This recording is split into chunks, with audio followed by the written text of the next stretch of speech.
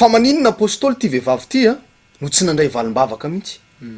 raha mijery ianao no anatin'ny baiboly ohatry ny nandray valim-bavaka zany daholo Bartimeo jamba nangataka nandray boka nangataka nandray be de be reo olona zay nangataka tamin' Jesosy Kristy a mba handraisany izy ireo valim-bavaka zany nandray valim-bavaka daholo fa ity vehivavy kananita ity a efa nisisika intelo teo anatrehan Jesosy fa nilavina foana tsy nandray valim-bavaka mihitsy. Inona ny mahatonga an'izany? Zany apôstôly de vokatry ny oziny zany rehetra izany ary ty vehivavy ty matoa izy nanaraka an' Jesosy kristianina io matoa nanaraka an' Jesosy fa nanino izy tsy nandray valim-bavaka nefany mba mino an' Jesosy Kristy tompo ihany azonao satria misy ozina satria ity taranaky Kanana i Kanana zafikely noa le taranaka voaozina zany izy ireo ka rehefa ny taranaky ny olona ny misy ozina na misy olana anakay voafatotry ny ozina ny fiainany tsy mba mandray valim-bavaka mihitsy izy ary io ny mahakivo ny kristianina am'izao fotoana izao olona mivavaka raha araky ty tenin'Andriamanitra ty a mbola misy ozina maika fa manahoana ny olona tsy mivavaka azonao le izy ka ny olona kristianina am'izao fotoana izao de kivy avokoa satria tsy mba mety mandray valim-bavaka mihitsy voaingana no misy vehivavy mitaraina tamiko hoe zaho ozy izy mba olona mpiandraikitra ihany fa le fizahan-toetra ozy izy tena lava loatra azonao inona le fizahan-toetra teneniny voafatotry mitrosa izy amin'ny fotoana olona fizahan-toetra ndray le izy lazain'ny kristianina sy ny olona am'izao fotoana izao fa hoe Andriamanitra mizaha toetra azy Andriamanitra tsy mizaha toetra ny olona amin'ny lalana trosa zany mihitsy azonao le izy ka io ozina io zany ry havana malala no mamatotra ny olona am'izao fotoana izao mivavaka le olona mangataka le olona mandeha makany am-piangonana misy ny sasany efa atao délivrance mihitsy atao ametrahan-tanana roana fanahy maloto fa ny zavatra am'zanga de zao tsy misy fiovana mihitsy marary izy misy aretina mitaizatra amin'ny fakeliny na misy an'ireny karazana famisavian-dreny fa ametrahan-tanana sy roana fanahy maloto fa tsy misy fiovana mihitsy ny fiainany ohatrany hoe ny eo ihany ny eo ary ny tena mampalahelo sy tena mampalahelo de zao misy amin'ny olona mametra tanana sy mitondra mbavaka olona manao délivrance mbola mianao anatina fijangajangana misy amin'ny olona mametra tanana sy manao délivrance voafatotry ny trosa misy aretina ao anatiny ary za tena miteny aminao raha vao olona ohatra mpanompo ohatra hoe olona manao délivrance anao mbola mianao anatina fijangajangana tonga de mifindra ao anatin'le olona metrahan-tanana le fanahy ao anatiny raha vao fatotry ny trosa zany izy le olona metrahan-tanana mitady fanafahana sy matoa izy tonga eo mila vonjy fa le ao am'le olona mametra-tanana misy trosa vao mahay mamindra manampitrotraka an'le devoly ao anatin'le olona indray le izy azonao le zavatra misy ka tsy zay olona tia metra-tanana sy tia anao délivrance na tia anapaka ozina rehetra zao apôstôly sy anareo zay mahita anay am'izao fotoana izao de afaka manao délivrance daholo tsy izay io fa ny olona manapaka an'ity ozina ity de fanomeza-pahasoavana manokana sy herin'Andriamanitra goavana ny mila mipetraka ao anatin'ilay mpanompon'Andriamanitra zay ny mahatonga ny fiainanao tsy mety miova satria nahoana le olona mitondra mbavaka tsy tena fanomeza-pahasoavana an'le izy jereo sara zao any amin'ny marika toko fasivy a nanantona ny mpianatra Jesosy a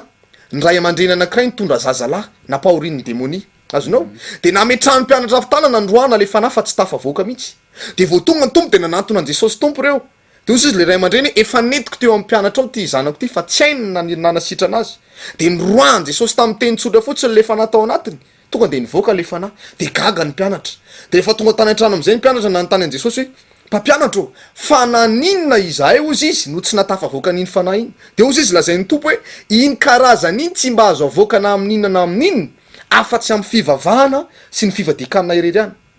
zay ngenina tonga an Jesosy Kristy tompo talohany nanaovany ny asan'Andriamanitra raha mandinika tsara ny baiboly a isika rehetra zay mahita anay niditra netiny fanahy tany an'efitra izy aloha vao vita batisa izy nrotsaka tao anatin'ny fanahy masina de netiny fananakana an'efitra izy ny fadianina 730 alina satria efa fantatry ny tompo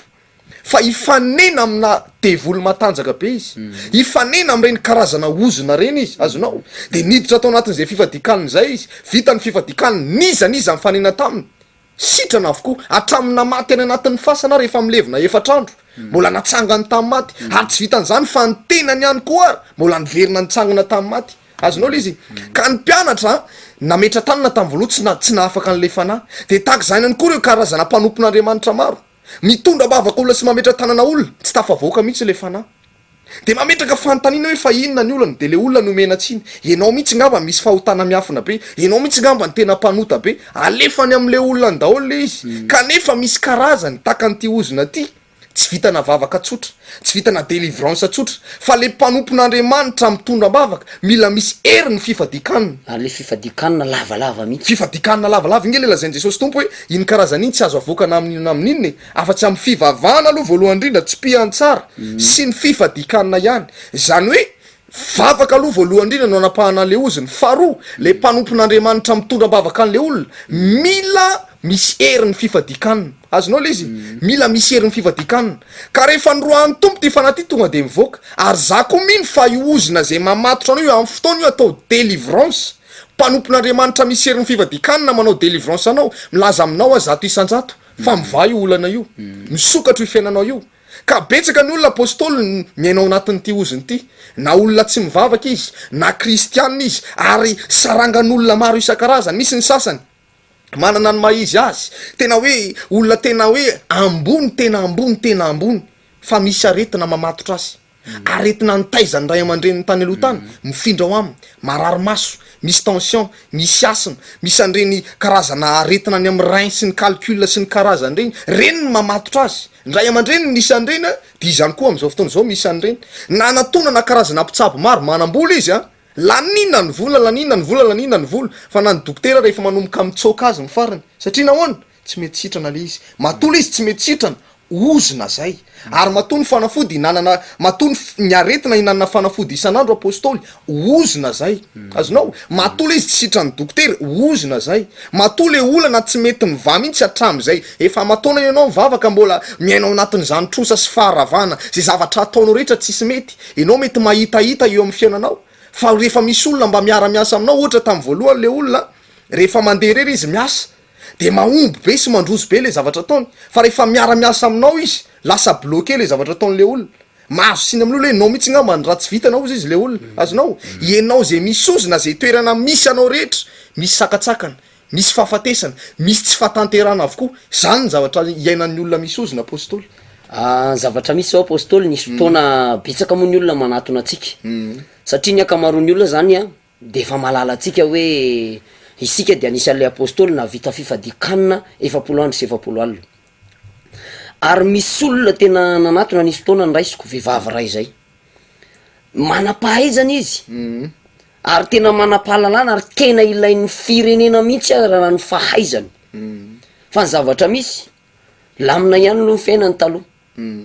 De nandeha ihany de nanana maizy azy. Fa nanomboka taty aorindrina kely, araka amin'ny fitantarany, de lasa ny akorosofahana le fiainany. Ary ny lasa niteraka fampitehana, de ny afaran'ny lay anabavy moa de hoe za hamono tena. Zay ny amiko fa angamba ny tsisy tsony fa za efa taranaka voaozina mihitsy. Tsisy fanantenana tsony. De nampahireziko ny anabavy tamin'izany fotoana zany hoe hitan'ny anabavy io zavatra misy aminao io marina fa manam-pahaizana ianao, marina fa manam-pahalalana ianao. Ary raha zao fahaizana sy fahalalanao zao tsy tokony ohatry zao mihitsy ny toerana misy anao, fa tokony toerana ambony ary olona tokony ho tafavoaka ianao sy ny taranakao. Fa ty zavatra ty tsy vitan'ny fahaizana sy ny fahalalana tsony, ty zavatra misy aminao ty, satria io de hery ratsy. Araka ny tantaraintsika teo hoe lay ozina de fanahy, ratsy zany le izy. Ka io de hery ratsy ary io zavatra io tsy afaka ratsy amin'ny alalan'ny vavaka sy délivrance rery ihany. De zaho izy apôstôly tena tiako mba ho tapaka zany, fa mitohy am'le taranako anio izy le izy, tena ntomany mihitsy izy tam'izay. Mitohy am'le taranako izy nefa ny zanako izy vavy tokana. De manambady izy am'izao de manomboka totongana ihany koa izy ny fiaina. Ka tsy tiako izy hoe ny zavatra efa mianjady amiko mbola enjady am'le zanako ihany koa. De netiko ambavaka izy. De intelo natao délivrance fotsiny izy apôstôly. Misy fotoana am'izay izy mijoro vavolombelona hoe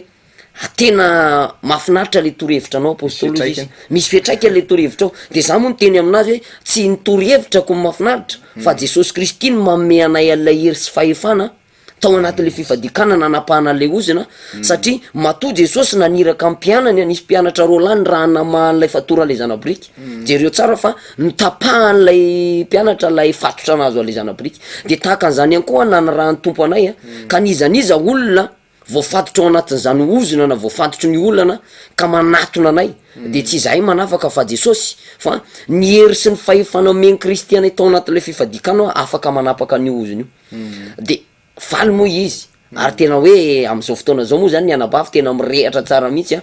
manaiky hiara hivavaka ary fantany tsara mihitsy hoe matsapy izy hoe fahafahana lay famoiza-posy lay nieritreretiny hoe ho faty teo a lasa ohatrany hoe miramirana izy nanana fiainana vaovao izy ary hatramin'izany any ara resy lahatra tanteraka apôstôly. Ka izy io apôstôly a maro ny olona rehefa nentinam-bavaka de niova daholo ny fiainany azonao betsaka ny olona tena hoe misy ozona eo amin'ny fiainany a misy ny olona isaky ny ohatra isaky ny tonga io volana jona io ohatra azonao de tsy maintsy misy maty foana ao amin'ny fianakaviany de efa miorooro foana isaky ny hoavy io volana io a hoe isy ho faty ndray zao isy ho faty ndray zao misy karazan'olona tsara taresy tena mba rehefa jerevanao izy de tena hoe tsara azonao fa tsy mety mahita vady io tsy mety mahita vady zany mihitsy io manam-pahaizana fa tsy mety mahita asa mametraka dossier ary aminao société maro ary fa tsisy mandray mihitsy izy nefa manam-pahaizana azonao misy ara efa miteny mihitsy hoe mba ataovy na de omeno karama tena hoe tsy mifanaraka amin'io diplômako io ary tsy mampanina fa hidiraka fa tsy rarahin'le société mihitsy tsy hoe le société ny tsy tianao akory tsy hoe ny lehilahy na ny vehivavy ny tsy tianao no mahatonga anao tsy mahita vady io fa le ozona zay mamatotra anao io no mahatonga an'le sakana rehetra eo amin'ny fiainana io no mahatonga an'le sakana ka be de be apôstôly ohatra zao tamin'ireny vavaka fanafana ny tanterana tao amin'ny trampokon'olona isotry reny betsaka ny olona nge tao ny voafatotry ny oziny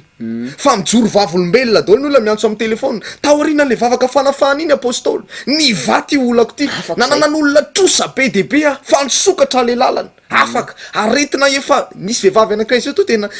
nampalahelo amihitsy rehefa nitantara izy satria nandritry ny 20 taona io vehivavy io misy zavatra marary ao anatin'ny kibony ao ary tena magaga apôstôly nyery fifadikanina 700 alina fa tao anatin'ny fianona tenin'Andriamanitra fotsiny ty vehivavy ty eo ny eo izy mihaino tenin'Andriamanitra tonga de nitsahatra le aretina nefa ny ty vehivavy ty efa nandritry ny 20 taona asa azonay sara tsaina angamy zany zavatra zany ny tena nagaga de zao a io vehivavy io efa nitety toerana maro kristianina izy tena mpivavaka izy fa mitondra n'iny aretin'iny foana nandritry ny 20 taona fa rehefa nanatrika ity hetsika tao amin'ny trampokon'olona isotry ty izy eo no eo anaty fenona tenin'Andriamanitra tonga de nitsahatra le aretina tsy nila nametraha-tanana tsy nila nametraha-tanana izy fa mihaino tenin'Andriamanitra tonga de sitrana kanefa tsy izy rery nandray fanafana tao fa betsaka arak' zany filaza koa zany tena betsaka tena fifaliana no entina nivoaka tao fifaliana no entina nivoaka tao satria nahoana tsy taka ny idirana no nivoahana ry apôstôly zany ny ainan'ny olona tao ka raha mandinika tsara ny baiboly zao ianao a ny fariseo sy ny sadiseo de gaga rehefa nahitan' Jesosy tompo hoe fa fahefana viaiza no anaovanao an'izao fahagagana maro isan-karazany zao fahefana viaiza hoe fa raha ny tokony izany izy te hiteny manao hoe fa maninony zay tsy manao an'izao azonao satria zao ny fifadikanina mba vitan'reto fariseo reto ange 2 andro isan-kerinandro fa nen'ny tompony taloha nanaovany miasa an'Andriamanitra de nanao 70 andro sy 70 alina izy misy fahasamihafany zany ka zay no mahatonga ny hoe mpanompon'Andriamanitra maro mitondra mbavaka olona tsy miova mihitsy ny fiainan'le olona ary le fariseo sadiseo mijoro amin'ny fahamarinana ihany mijoro amin'ny fahamarinana fa manao tsisy fahagagana amseho zany mihitsy tsisy fahagagana amseho zany fa ny tompo tonga de tena hoe zay olona raisiny rehetra miova daholo ny fiainany afaka daholo maty mitsangana apôstôly zany ny zavatra misy ka ny fanapahana ity oziny ty tompoko voalohany indrindra miankina am'ilay mpanompon'Andriamanitra zay mitondra-mbavaka mila misy hery ny fifadikanina le mpanompon'Andriamanitra ary tsy fifadikanina 3 andro sy 3 alina 5 andro 5 alina na 10 andro sy 10 alina fa fifadikanina lavalava mihitsy fifadikanina 70 andro sy 70 alina zany tsy misy hery ny maizina tafajoro eo anoloany zany fifadikanina zany azonao le zavatra misy zay aloha voalohany indrindra ary faharoa de zao ny ozina tompoko de fanahy amin'ny fotoana zany le olona anankiray manantona an'Andriamanitra ka tapahana le oziny de tapaka io ozina io azonao fa amin'ny fotoana io olona io miala amin'Andriamanitra ndray miemotra rehefa avy eo miverina amin'ny to le oziny satria fanahy le izy ary zay no mahatonga ny baiboly miteny manao hoe iny karazana iny tsy afaka raha tsy amin'ny fivavahana raha vao miala am'le fivavahana zany ianao de maninona le oziny verina eo amin'ny fiainana ka mampirisika an'izay rehetra manaraka an'izao fandarana zao rehefa anao dingana ianao amin'ny sabotsy ho avy zao sy ny alahady sy ny alahady misy vavaka fanafana lehibe manko amin'ny sabotsy ho avy zao sy ny alahady a rehefa anao dingana ianao amin'ny fotoana io tonga de fanapahakevitra mandrak'izay ny raisinao satria fanahy le oziny ny fanahy tsy mety maty afaka roany izy mialo eo amin'ny fiainan'le olona fa amin'ny fotoana le olona tsy miambina fa miverindalana zany tiako lazaina eto na mangatsitsika rehefa tahin'Andriamanitra de miverina indray ozona io ka voalohany indrindra veriko ihany miankina amin'ny herin'ilay mpanompon'Andriamanitra faharoa le olona hoentina mbavaka afaka izy amin'ny voalohany hoentina mbavaka iny fa raha vao miverindalana izy miverina indray le oziny de eto zany zay apôstôly izay navita fifadikanina 710 alina de manasanao ampitiavana be mihitsy no anasana ianao amin'ny sabotsy sy ny alahady ho avy zao manomboka amin'ny 7 ra sasany maraina ny fotoana ety amin'ny fiangonana kristiana miara-mivavaka manaritsoa ety amin'ny fiangonana kristiana miara-mivavaka manaritsoa amin'ny sabotsy sy ny alahady ho avy zao manomboka amin'ny 7 ra sasany maraina ny fotoana ny toerana ahafahanao mahita ny fiangonana io de eo amin'ny Ariam bus Andavamambo mety avy any Anosy ianao de mandalo any Ampefiloha de mandalo any Andavamambo io zany misy vehivavy manao saron-doso mitafy manao robe mitafy fahamasinana tsara mitana banderole izy misy soratra hoe fiangonana kristiana miara-mivavaka de afaka manatona andreo ianao de aterina aty amin'le trano fivavahana na ihany koa eo amin'ny Senama 67 de eo amin'ny poste 67 reo toerana anankitelo reo zany dia misy accueil daholo reo rehefa tonga ny sabotsy sy ny alahady natao reo accueil reo zany mba hitsenan'ny olona zay tonga anatrika an'io fotoana io misy olona mpanatitra anao manokana mihitsy zany aty amin'ilay toeram-pivavahana ka hoy aminao hoe tena mety aminao ity fotoana ity alamino ny fandaharam-potoana entany namana matsakaiza rehetra tonga afa manatrika an'io fotoana io za tena mino zato isanjato fa andray fiovana ianao afaka niovy fiainanao io rehefa tapaka iozina io apôstôly zay moa ny fotoanatsika apôstôly de tsara ngambany faranatsika amin'ny alalan'ny vavaka zao fotoana izao de araka ivavaka avy atranotsika raha tokantrano eo anao moa zay efa mahitanay ihany koa de afaka manondrika ny lohanao tsara ianao de ivavaka sika am'izao fotoana izao sotranao zay raha io na amin'ny fitiavanao mbola afahana mitoro ny teninao amin'ity androany ity engane zany teny zany mba tsy hiverina foana aminao fa ho tanteraka eo amin'ny fiainan'ny mpanaraka ny fandarana rehetra ary tena isy fiatraikany eo amin'ny tompo ka dia amin'ny anaranao nanaovana zany vavaka zany sotra tompo amen mamerina farana hoe azadino ny fotoanantsika amin'ny sabotsy ho avy zao ety amin'ny fiangonana kristiana miara-mivavaka manaritsoa ny ahitanao an'io toeran'io dia eo amin'ny Ariam bus Andavamamba Senama 67 ary ny poste 67 tongava maro tompo fa ho tahin'Andriamanitra ianao veloma tompoko